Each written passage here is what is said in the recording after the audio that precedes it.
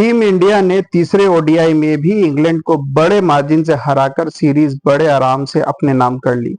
3-0 की विक्ट्री और India has finally gained some confidence going into the champions trophy. क्योंकि बीच में जिस तरीके से टीम इंडिया का डाउनफॉल हुआ था, ऐसा लग रहा था कि चैंपियंस ट्रॉफी में ये टीम क्या परफॉर्मेंस देगी। रोहित शर्मा ने पिछले मैच में एक जबरदस्त सेंचुरी बनाई, शुभमन गिल आज सेंचुरी बनाई, प्लेयर ऑफ द टूर्नामेंट बने, तीनों मैच में जबरदस्त हाफ सेंचुरी। इनफैक्ट उनकी फॉर्म और कॉन्फिडेंस को देखकर ही टीम मैनेजमेंट ने ये डिसाइड किया कि यशस्वी जायसवाल की शायद जरूरत नहीं पड़ेगी, क्योंकि ये एक छोटा टूर्नामेंट है, 3 लीग मैच और अगर आप क्वालिफाई कर गए तो सेमीफाइनल्स एंड फाइनल्स, यानी ओवरऑल सिर्फ 5 मैचेस होने हैं। फाइनली विराट कोहली ने भी आज एक हाफ सेंचुरी बनाई। हालांकि मैं आपको अगर ब्रेक डाउन करूं तो उस हाफ सेंचुरी में 4 बाउंड्रीज जो रूट के बॉल पे थी, एक छक्का लियम लिविंगस्टन की बॉल पे था, तो उस 52 में से आपके 22 रन तो यही हट गए। मगर anyways any runs going into a big tournament is useful. Virat Kohli को आज थोड़ी बड़ी इनिंग्स खेलनी चाहिए थी, लेकिन आदिल रशीद ने फिर से उनको फंसा लिया।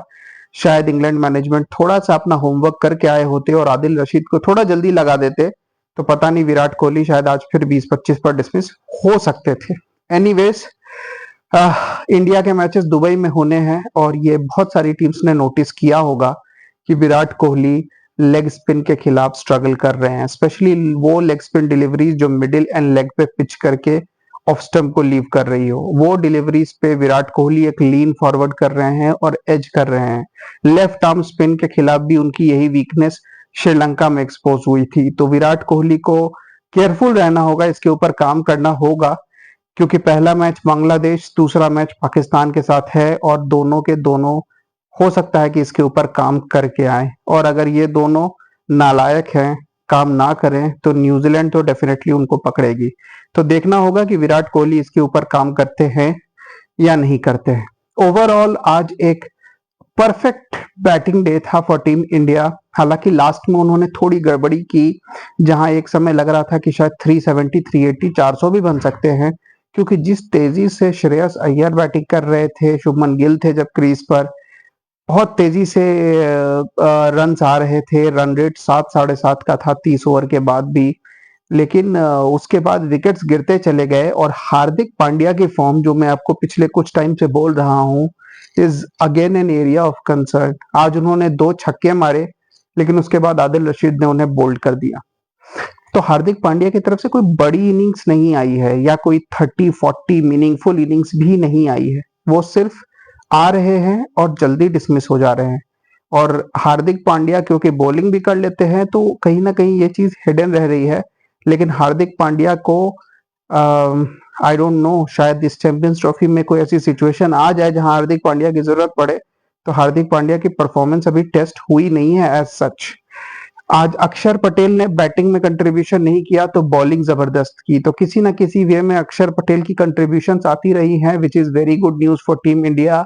रविंद्र जडेजा, जो शायद आज अपना 200वां मैच खेल सकते थे, उनको आज रेस्ट कर दिया गया और उनकी जगह पे टीम में आज वॉशिंगटन सुंदर आए, और वॉशिंगटन सुंदर ने काफी ordinary performance the, with the bat with the ball, काफी रन्स भी लीक किए।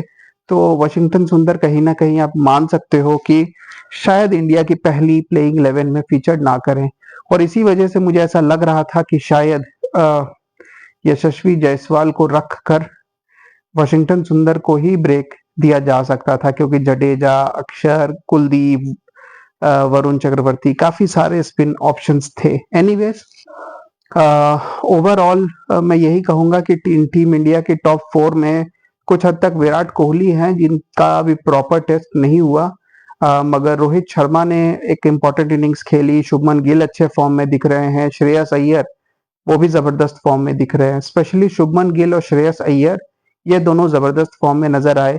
केएल राहुल को एक अच्छी नॉक मिल गई, केएल राहुल ने फिनिशर का जॉब किया। हालांकि कोई बहुत जबरदस्त इनिंग्स नहीं खेली, लेकिन एटलीस्ट एक 35-40 की इनिंग्स, कुछ देर इन मिडिल में स्पेंड करना, कुछ बाउंड्रीज मारना, तो थोड़ा सा कॉन्फिडेंस आया होगा, क्योंकि पहले दोनों मैचेस में केएल राहुल की तरफ से कोई खास कंट्रीब्यूशन नहीं आया था और बातें शुरू हो गई थी कि क्या ऋषभ पंत को ट्राई करना चाहिए। मगर क्योंकि केएल राहुल ने 2023 वर्ल्ड कप में बढ़िया परफॉर्मेंस दी थी, इसीलिए कहीं ना कहीं मैनेजमेंट ओडीआई फॉर्मेट में स्पेशली केएल राहुल को बैक करना चाहती है। और मेरे ख्याल से चैंपियंस ट्रॉफी के लिए ये गलत है नहीं, क्योंकि ऋषभ पंत की तरफ से भी कोई ऐसी परफॉर्मेंस आती नहीं है कंसिस्टेंट। तो ऋषभ पंत को इतने रिलायबल है नहीं कि ऋषभ पंत को सडनली इतनी इंपॉर्टेंट रिस्पॉन्सिबिलिटी दे दी जाए। तो ओवरऑल टीम ठीक नजर आ रही है। आज फास्ट बॉलिंग डिपार्टमेंट में अर्शदीप सिंह को ट्राई किया गया और अर्शदीप सिंह ने 2 विकेट लिए। हालांकि कुछ रन उन्होंने लीक किए, लेकिन ओवरऑल उनकी इकोनॉमी हर्षित राणा से बेटर थी। हर्षित राणा अगेन न्यू बॉल से बहुत एक्सपेंसिव रहे, सेकंड स्पेल में बढ़िया बॉलिंग की। तो अब ये टीम मैनेजमेंट के लिए एक टफ डिसीजन है कि किन 2 फास्ट बॉलर्स को खिलाया जाए, क्योंकि 2 ही फास्ट बॉलर की जगह है। Hardik Pandya of course balance के नाम पर वो टीम में बनते हैं और हार्दिक पांड्या तीसरे सीमर होंगे। अब ये देखना बहुत जरूरी है कि क्या शमी डायरेक्टली उनको प्लेइंग 11 में जगह बनती है, या अर्शदीप सिंह को रेस्ट किया जाएगा, या फिर हर्षित राणा को। आइडियली तो मेरे ख्याल से Shami and Arshdeep should be the first two play. दोनों के पास बेहतर एक्सपीरियंस है और अर्शदीप एक वेरिएशन प्रोवाइड करते हैं, एक वैरायटी प्रोवाइड करते हैं लेफ्ट आर्म स्विंग बॉलिंग। और उनकी बॉलिंग पिछले, मैं कहूंगा पिछले 6 महीने में जबरदस्त रही है। 2024 वर्ल्ड कप ऑनवर्ड्स उनकी बॉलिंग में जबरदस्त इंप्रूवमेंट आया है।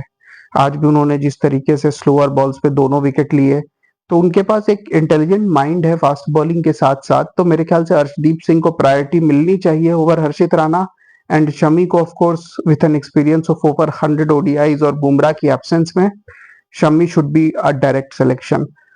तो फिलहाल ये दिख रहा है। आज अगेन वरुण चक्रवर्ती को बाहर करके कुलदीप यादव को खिलाया गया। कुलदीप यादव ने ठीक बॉलिंग की, लेकिन कुलदीप यादव का वो ग्रूव नहीं दिख रहा जो 2024 वर्ल्ड कप के टाइम पे दिख रहा था। तो आई होप कि कुलदीप को वो ग्रूव मिल जाए। अब 1 हफ्ता बाकी है और इंडिया अपना मैच खेलेगी बांग्लादेश के साथ 20 तारीख को दुबई में।